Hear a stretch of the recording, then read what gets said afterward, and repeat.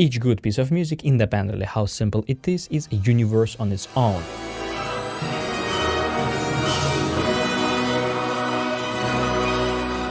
And might serve to a music teacher as myself as an example to explain a great amount of universal principles about music and playing an instrument.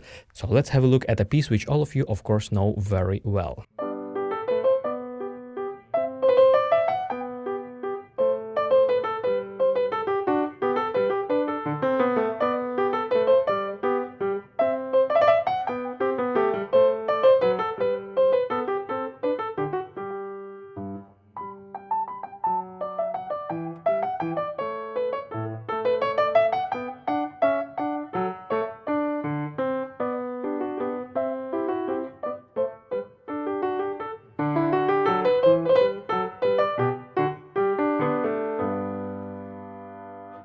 The first aspect which we might explain using this piece as an example is, of course, how we learn, the efficiency of learning.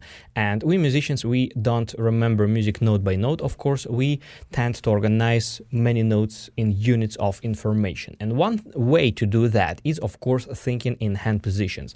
So basically in the left hand for the entire 8 bars, you have just one hand position. So you place your hand between keys G and D.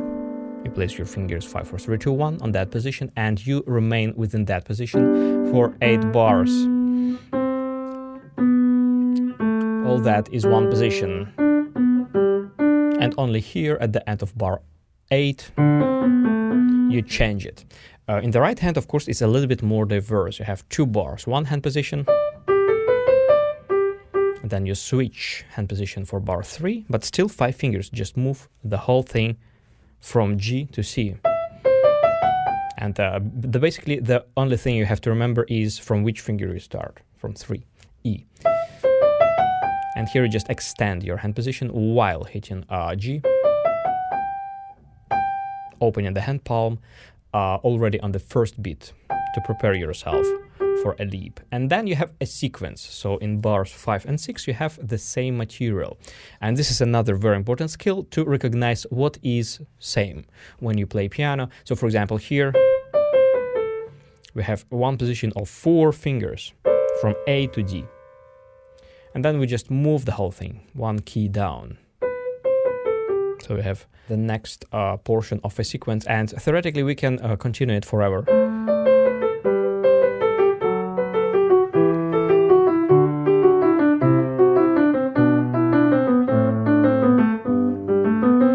Yes, and we could do something like that, but of course it would be really strange, however theoretically possible. That's why we have just 2 chains of a sequence, but nevertheless the best thing we can do is to play same material, even if it's written from the different note, with the same finger. That's why we just move hand position between these 2 bars.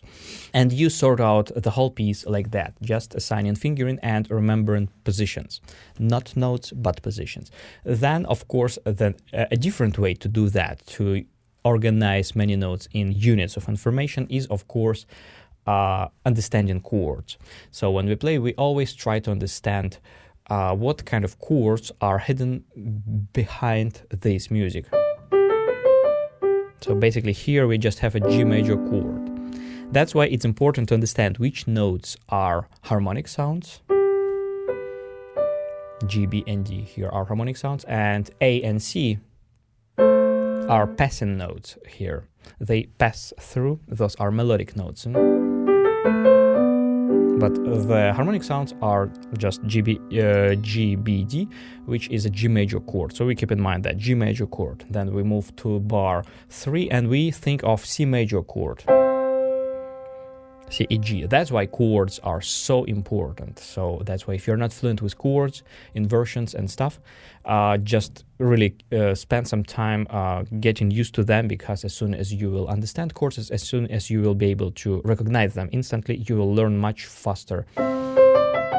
So we just have C and E are harmonic sounds, and D and F sharp, those are just passing notes. We have a C major chord here. And we return to G and B, which is, of course, a G major chord. You see, sometimes chords are not full, so you have to kind of guess. Like, for example, in bar 5, we have just 2 notes in the beginning of the bar and this line. But from this line, we can guess that this is a D major dominant 7th chord from D, which will be resolved to G major, which comes in the next bar. So we kind of have some hints here. We can guess that only B is a passing note here, that other notes are harmonic sounds.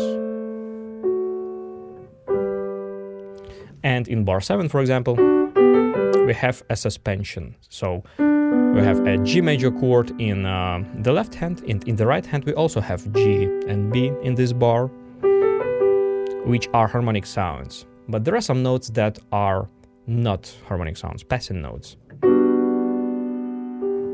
This is a suspension. Suspension means when you move the chord not immediately but through a dissonant. And A also is a passing note. So basically we have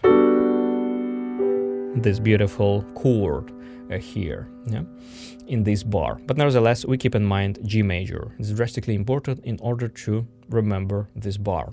Another side of piano playing which might be explained on this piece is, of course, efficient piano playing. This is something I do a lot on this channel. And of course, there are many things we can speak about in this piece. For example, how to play a simple motif of 5 notes in a row. The thing is that if you stay in a static position with a blocked forearm, and especially if you would also lift the fingers, even such a simple task might be quite challenging. But if you would, instead of lifting fingers, just release fingers that don't work and transfer the weight from finger to finger, providing a micro impulse for each key, for each hit, for each note, releasing all the fingers that don't work. And also, if you would move your forearm just a tiny bit forward for fingers 4, 5, which are the weakest fingers. If you would time that event really well, right when you hit the 4th finger, then this line might be very easy to play, even if you play piano just a few days. When you have a black key, like in bar 3, of course, we prepare ourselves in advance, because the most typical thing which happens here with beginners, when you stay low on the first level of the keyboard all the way till E, and then you remember that you have to reach the black note. So this is what happens usually here, yes. And then we have some mistakes or accents. So you keep in mind that black note and start moving in the keyboard already when you play fingers 2, 3, like that. Then, of course, embellishments. We have to approach them in a certain way.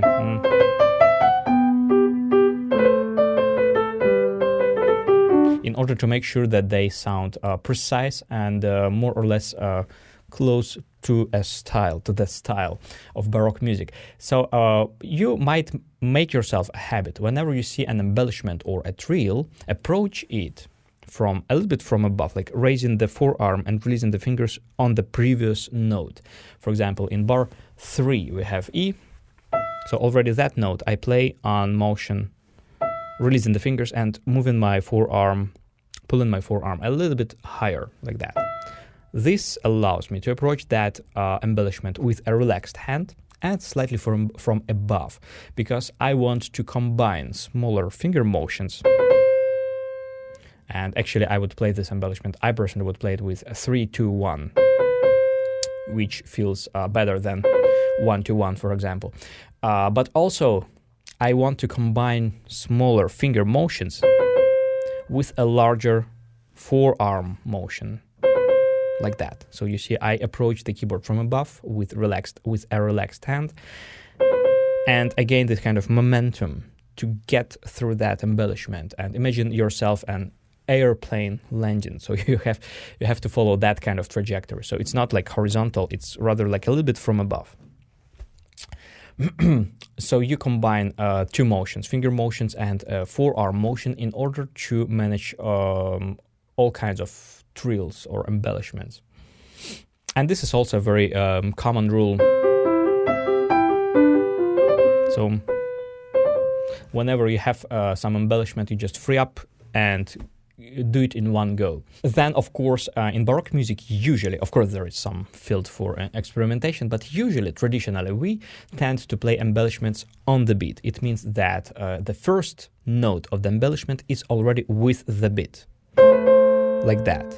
So it's not like, it's not before the beat, but like that, pam pam takatam pam, right on the beat. Which makes it sound very precise, neat, and accurate. Of course, there is room for interpretation, but I would suggest you this default way for as a starter. Speaking about style, of course, also one of the default way to play Baroque music is to play eighth notes, legato, and quarters non-legato. This alone is already enough in order to sound quite neat.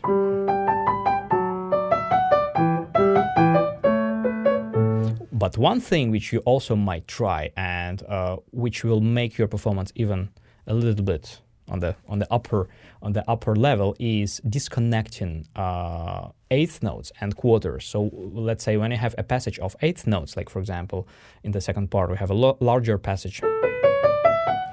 The whole bar we have eighth notes, which we might play completely on legato, for example. But right before the quarter note, you might disconnect the finger a bit faster. You see, so there is a micro gap between eighth notes and quarter notes. This will make you sound even a little bit more stylish, even a little bit closer to the Baroque style, because this micro articulation is a very common thing for in Baroque music in general. But attention, this is done only by finger, so by releasing a finger. With the arm, actually, you might want even connect it. For example,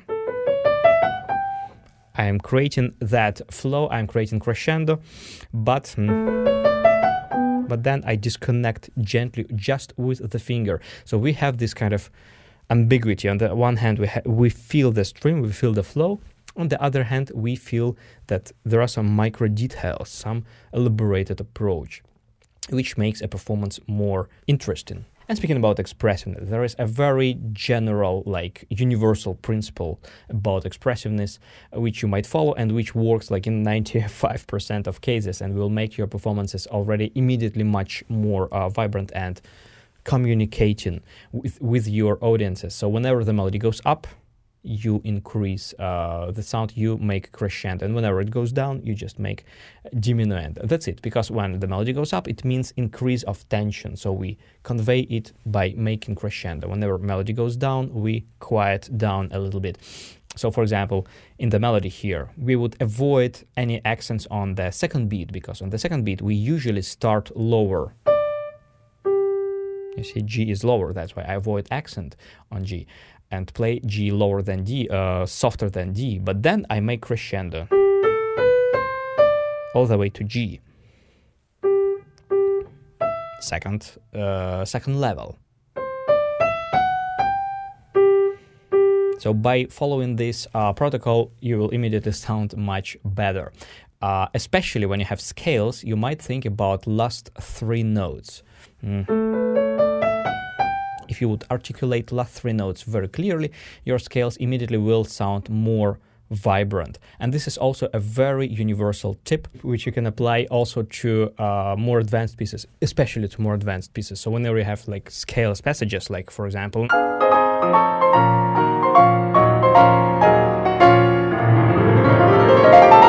just mark last three notes very clearly and make crescendo, especially at the tip of the passage.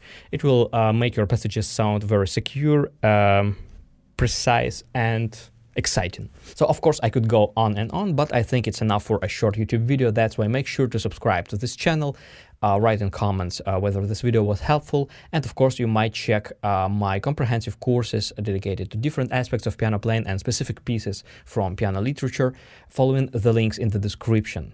Have fun playing piano and see you next time.